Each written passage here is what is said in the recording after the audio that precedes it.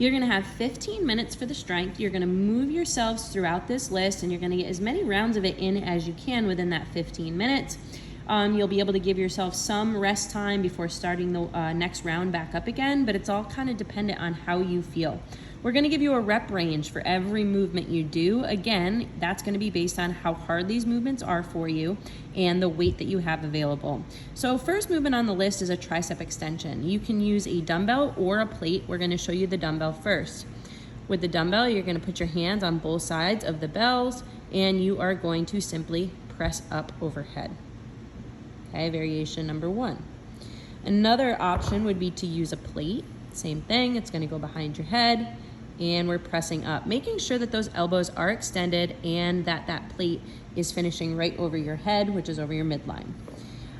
Movement number 2 is a hammer curl. You are going to use a dumbbell for this, and we're going to go with just one dumbbell because there isn't enough for everybody. So you're gonna do your reps on one side, and then you're going to do the reps on the other. Now, pay attention to that dumbbell. The dumbbells are facing forward, which means he's kind of swinging it like a hammer as he curls up. Next on the list is a oblique crunch. You can use a dumbbell for this. You could use a kettlebell as well. With the oblique crunch, again, you only have one implement. You're leaning from one side to the other, drawing that navel in towards your spine and getting a good little rotation, or not rotation, you're going from one side of the body to the other. Again, total reps, so if it's 10 to 15 or 10 to 16, that would mean 5 to 8 on one side, 5 to 8 on the other.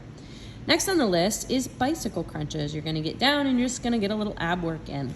With the bicycle crunches, you're going with 3 points of contact. So one elbow is touching the ground. Pause in just that position for me. So see how that one elbow is touching the ground, one elbow is touching his knee, and then that foot is touching the floor. And you're just gonna rotate from one side to the other, trying to look from one side of the room to the other to get some good rotation. Last on the list is a reverse grip barbell row. Remember, with the reverse grip row, our palms are facing towards us. You would probably have some weight on that, so it'd be easier to pick up off the floor. We're gonna stand up all the way with it first. This is important because it gets you in better position when we hinge down into the row. So he's got a nice flat back, slight knee bend, bringing that barbell up kind of where his arms are just naturally dangling, and he's bringing it up to like basically the bottom of his sports bra. We're getting a nice squeeze of those shoulder blades. So that's your movements. You have 5 of them. You're gonna work your way through the list, and you're gonna judge your own rest time. You'll have 15 minutes to do so.